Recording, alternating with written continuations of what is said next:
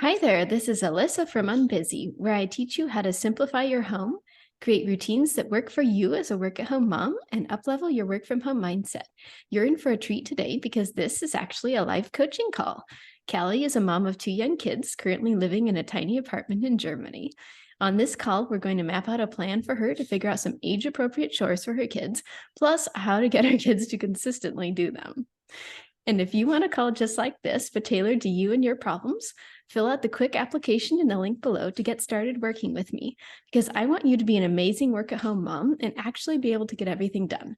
So let's make sure you truly love your work at home mom life. Head on over to the link below and let's make it happen. So, hi, Callie. Welcome to the show. Hi, thanks. Give me the 2-minute brain dump on what your kids are currently doing to help out, plus their chore motivation issues. Oh man, what are they currently doing to help out? Okay, The answer is so, nothing, then the answer is nothing. well, they do some things. They put away their laundry, like I have to get it out of the dryer and everything because our stuff is stacked, and so it's up very high where they can't reach Mhm. it. So I get it out and fold it, but they put it away, which is great. They are responsible for picking up their rooms, toys away. I don't really have a big bed making policy. It doesn't really matter to me because their beds are loft beds and you can't see up there anyway. So I don't care about that. But I do care about stuff on the floor. That's a big deal for me. So they have to keep everything off the floor. When they're done with toys, put them away. Um, and that's about it currently. It could be way more. I really want it to be way more. I think another thing that's holding us back is our apartment is, like I said, very small, and a lot of our storage went vertical because we have to save space, and they just can't reach some of those things. And I don't want them to like get on No. cabinets or something like that. It's just not safe. So, yeah, I need some ideas and how to, the other thing is, we've tried like allowances, we've tried rewards or chore charts or whatever, and the kids always just seem to come back with like, well, I just don't really feel like doing it. I don't want to. And I think, okay. But a clean house is a huge value for me. I'm not necessarily deep clean, but I want it tidy. Same here. Same here. Okay, great. So now we know what to work with. And first of all, are they 9 and 6 now or second? They are almost 9 and 6. In Okay. May, they will be 9 and 6. Okay. That they're pretty close. All right. So that means they're really both the perfect age for chores. Rory can do quite a lot. And then Ian can be getting started because 6-year-olds can actually do a fair amount. And then Rory can pretty much do most anything you want her to. At least Mm. working off my kids' ages since we're pretty close, as you know. Yeah. Now, going to if you go to the chore delegation module, Mom Life Made Easy, we'll have a Mhm. lot of stuff for that. But just to walk you through some of the basic little kid and medium kid chores, obviously them dealing with putting away their own laundry is great. Are they also bringing the laundry and like putting it in the washing machine since that's the lower unit? Sometimes they will do that. Sometimes. And then are their clothes mixed in with yours? Do you have them doing laundry on separate days? Like, how do you do the We laundry? do the kids' laundry together and then our laundry separate because that's just easier. Yeah. So stuff that Ian can do, for example, is driving laundry baskets over and loading Yes. Yes.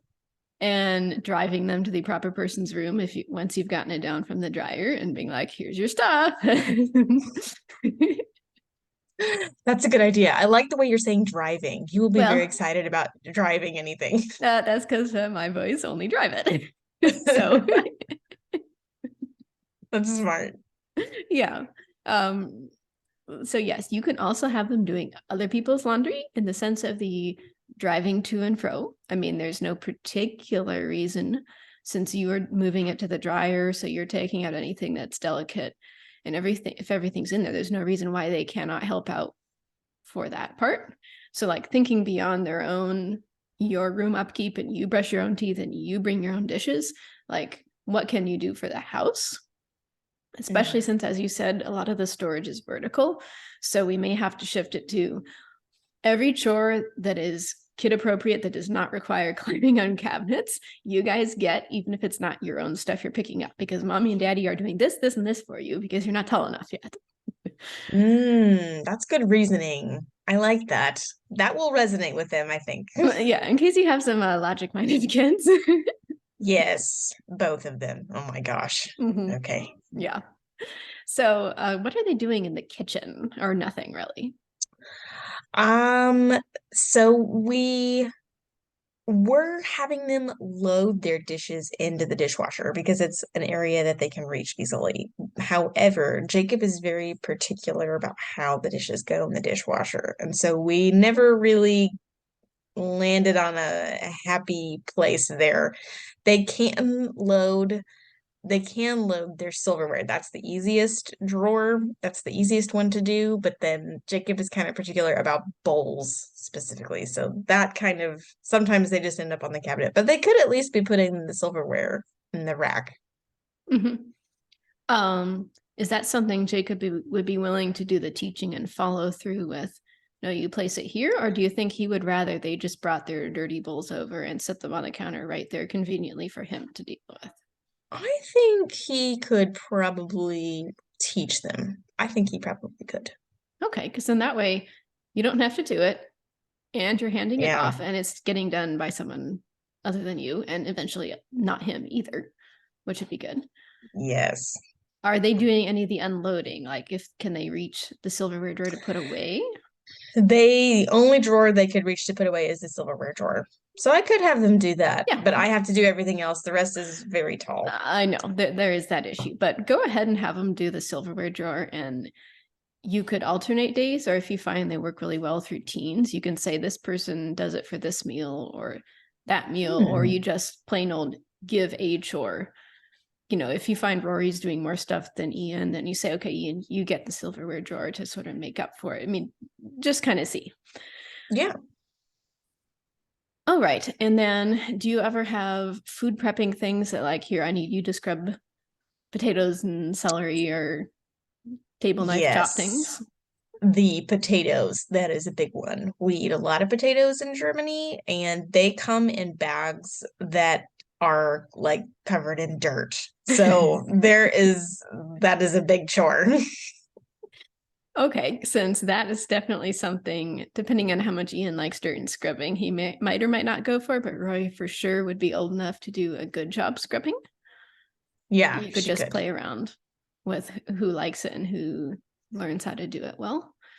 Because yes. I think Ian would probably enjoy it more. They both like the idea of peeling, but we've had a lot of accidents Oh, with okay. like Yeah, yeah. cutting, and so I'm like, I think I will just do that for now until we Yeah, you just go with what your kids are doing. If they're really careful, they get knives. If not, no, mommy's tired of band-aids and bleeding. Yeah, that's where I am right now. Like, no more cuts. That's Yeah. not helpful. But it feels a lot easier when you're dealing with all the potato prep to suddenly say, hey, I need someone to do potatoes. And if it needs to be I need someone to do it in the next 40 minutes. Or if you need to do an immediate, okay, when I ask for potatoes, I need the volunteer now, or you will be voluntold, you know, whichever. That's good. If it doesn't matter too much, you can say, do it a couple hours ahead and they'll just sit there drying on the counter. Yeah, that's not bad either. Mm-hmm. They could do it even after school or something Yeah. like that when they come home, and then if it sits there, it's fine. Yeah, pretty much. All right, well, that sounds good. What Yeah. about obviously room cleaning? You've got that under control. What about like general house cleaning? Remind me, are you vacuuming or sweeping? We have wooden floors, so we Okay. have to sweep. We have carpets, but Jacob has to take those outside and we have to beat them, and they're so heavy. This is No, not yeah. really something they can do. Okay, so Um, sweeping. so sweeping. Yes. Okay, so Rory's definitely old enough to sweep. Our 6-year-olds do not sweep very well if they want to. I let them. They're usually a little better about dustpanning, but again, they're not terribly good at it. So that might be more of a Rory chore. But Yeah. she is definitely old enough to be roped into that, whether it's the sweeping up in the kitchen after all the crumbs or the you tracked what? Right. Yes. Which the tracking, we don't have that problem too much because we have to take the shoes off at the door because you can't wear Yeah. shoes in the apartment. So Well, that we don't helps a have lot. that too often, which is nice. Great. So yeah, how often would you be sweeping? Is this more like once a week or closer to once a day? It's once a day Okay. for Yeah. sure. We have such a big messy eaters. Yes. Same. Yeah. So I would just end up saying she can have, maybe Ian gets the silverware and whichever one of them you want for the potato scrubbing. And then Rory gets the daily house sweeping. And that will I help, like that. especially for, I don't know if you have a lot of leftovers to put away after suppers. If Yes, Jacob's helping typically. people, like if you're doing leftover put away, he's helping people load the dishwasher and then she's sweeping. It's not like you guys are doing all of the cleanup. Right. This is good. I think one of my other questions that I have is how do I get them, like, what do I say to motivate them into this is chores? Like, if you're in this family, this is part of your job now, or like, is it sort of an age thing? Oh, well, you're 6 and you're 9 now, and it's time for chores, or like, I don't know. What is what's the introductory talk? Pretty much that. We did that, and then Okay. it became more like the parenting follow through of, Mm-hmm. however you got them to clean their rooms. The whole this is a new expectation. Sorry, you got to obey mommy. Now it's Yeah. the new thing of this is your chore.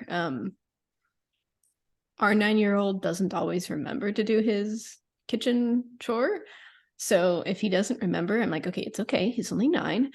Even though it's been a Right. couple of years that he's been doing it, I will remind him because he will go to bed without doing it, if I don't. Mm. So when they get preteen, teenager age, yes, they remember on their own typically. But Yeah. until then, you're doing the remembering for him and saying, oh, remember, before you go off and play or whatever, you need to sweep the kitchen or you need to bring your dishes over with daddy or, something like that. And then it's Okay. just that daily upkeep of the parental reminders of, yes, but remember, we still need to do this. And whatever you're doing for the whole room pickup enforcement, basically, I would just transfer Okay. that kind of whatever language or motivation that is. And or if it's just like, we are not getting motivated to do this, this is just a check the box and be done with it. Spend Yeah. this little effort. Well, and for Rory, she also really values having like a clean space. And Mm-hmm. so she naturally wants to clean up and tidy. Ian could care less. Mm-hmm. So I really have to sit with him and be like, okay, we're gonna put this away now. Okay, we're gonna put this away now. Yes. Um, so Yeah. it requires a lot more reminding.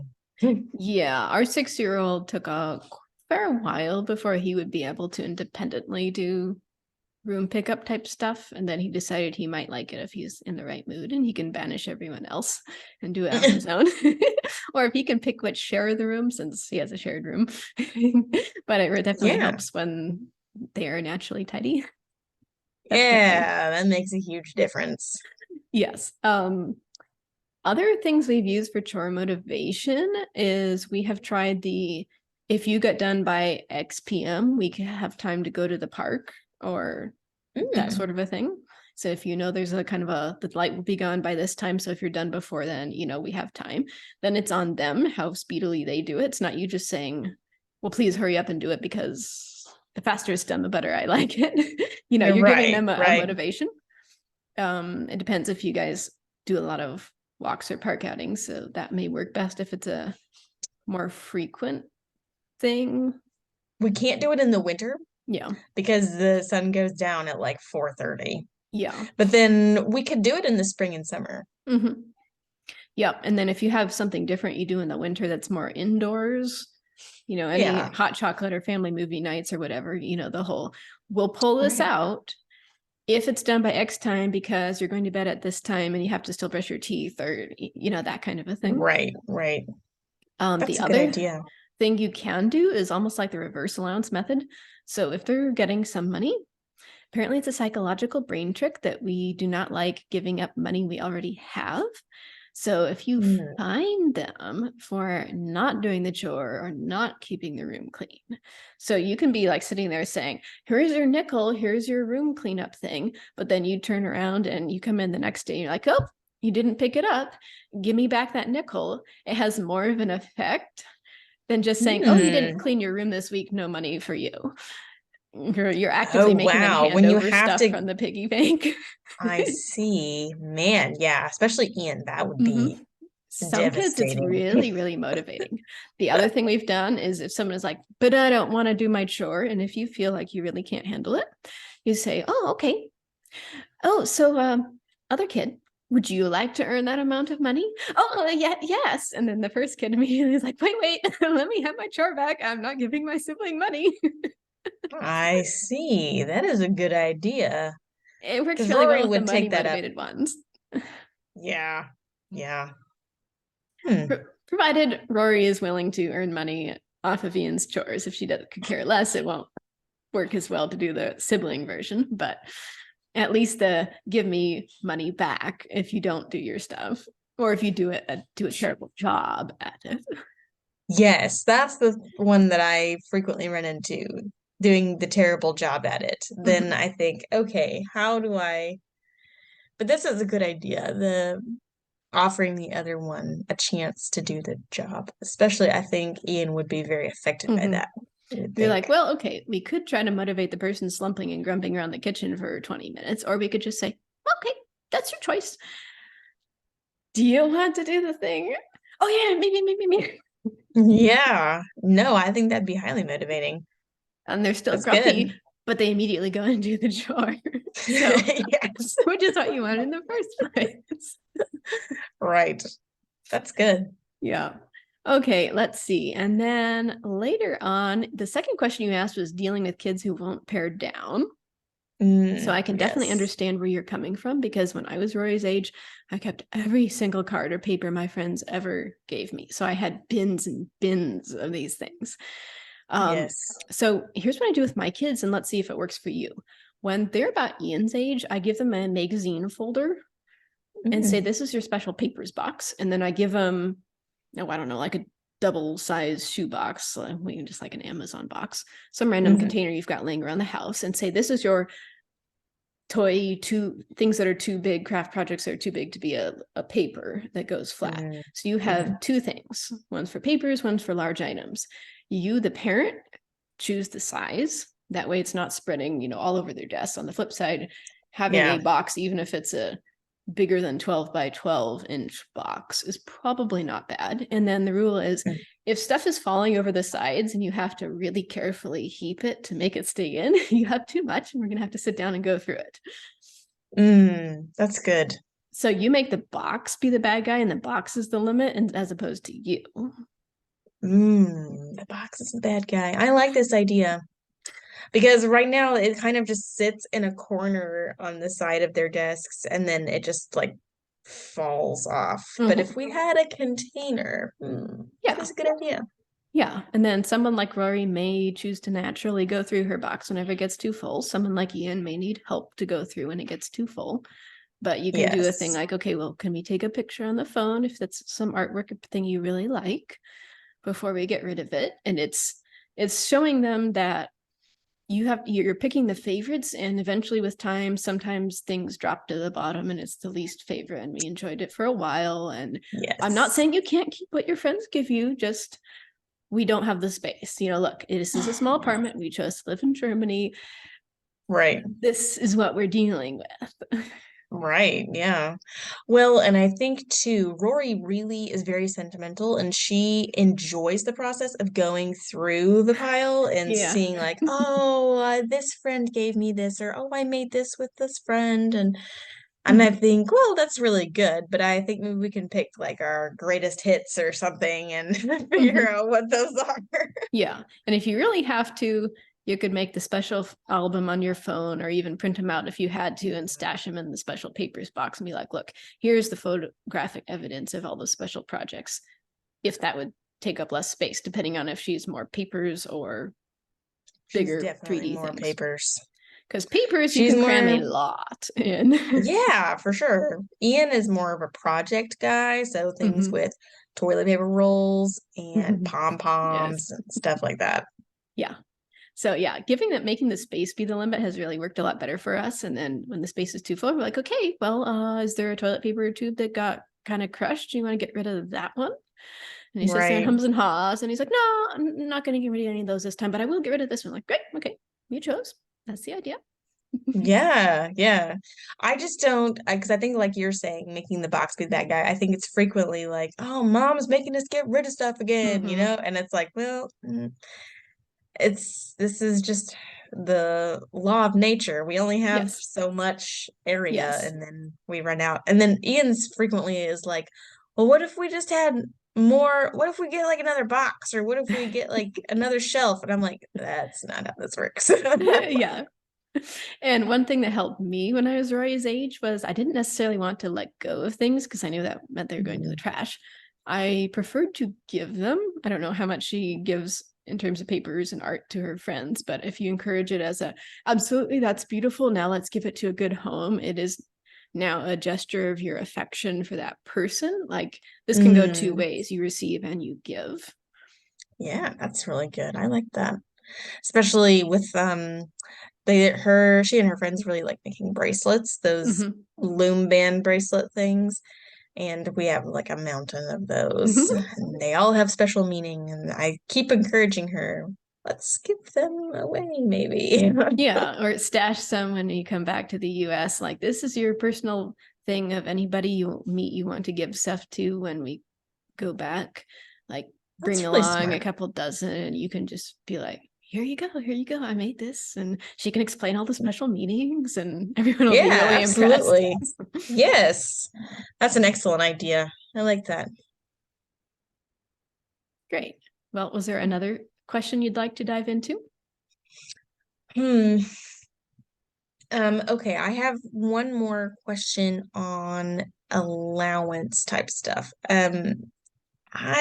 So for my kids, who are 6 and 9, I'm trying to figure out like what is the appropriate amount of money, because Rory has a very good understanding of money.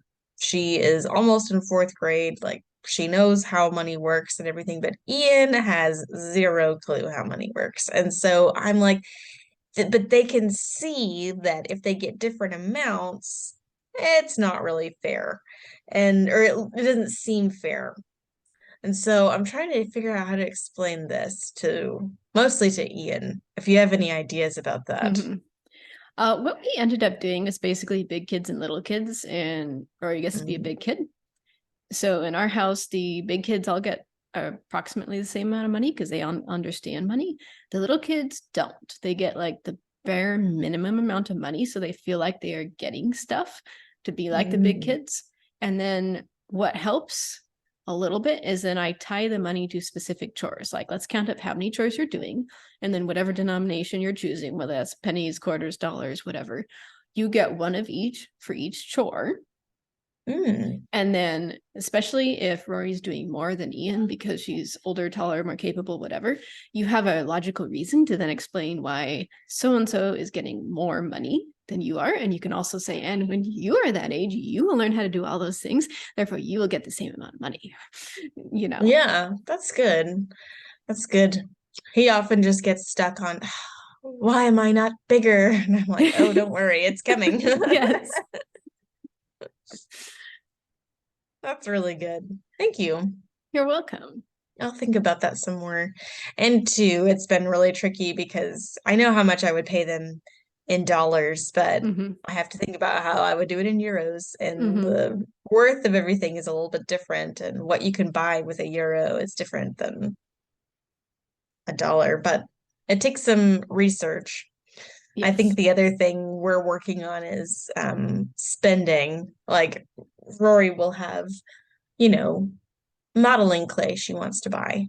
She likes to buy that kind of thing or paint. She really likes buying that kind of stuff, art supplies. And then Ian wants to save up and buy something really big, and it will take him such a long time to, do all these chores. But man, I think if we were to maybe like print a picture of the thing that he wants and like put it in his bedroom, maybe he would be more willing to do the chores and work Yeah. toward it. And then what we found is, again, since they aren't earning very much at 6, we really rely Yeah. on the birthday and Christmas money from relatives to suddenly say, Yes. basically twice a year, you get to go buy the big thing. And you're pretty much not going to in between. But look, your money is earning up to it, and it will be a great addition to those occasions, because it's not much when they're token amounts and they don't understand money yet. It's not going to be worthwhile. Right. Yeah. That's the last thing I want, is to have something that's not worthwhile be the focus. Yeah. So I've just not bothered to try to teach him our 6-year-old money with that, and say, yes, at your birthday, when you get some money, we can see how much allowance money you have, and you can buy it then, and figure, man, when he's 7 or 8, he'll start catching on. And until then, I'm just not going to worry about it. And the 9 and up Yeah. crowd will sit around. Hey, mom, how much money do I have in my allowance? Okay, just a little bit longer. Right. Yeah, man. And I think that's kind of how we play it too. We just the birthdays and Christmas try to do something a little bit more there. Yeah. Ian really wants a drone. I'm like, oh man, this is too much for me. You and Dad can have this project. Yes. But anyway, I think that's all my questions. Okay, well, thank you so much for sharing all this with us, Callie, and letting our listeners see what it looks like to actually plan out chores for your kids and deal with allowance and sentimental hoarding and all of that good stuff. Yeah, no problem. That's such a gift, and I hope your new chore hacks and ideas make a big difference. Me too. I think they will. Okay, and remember, to our listeners, if you want calls like this every week, but tailored to you and your problems, just fill out this quick application to get started working with me, because I want you to be an amazing work-at-home mom and actually be able to get everything done. So let's make sure you truly love your work-at-home mom life. Head on over to the link I've included below, and let's do this. That's all for now. Have a wonderful day.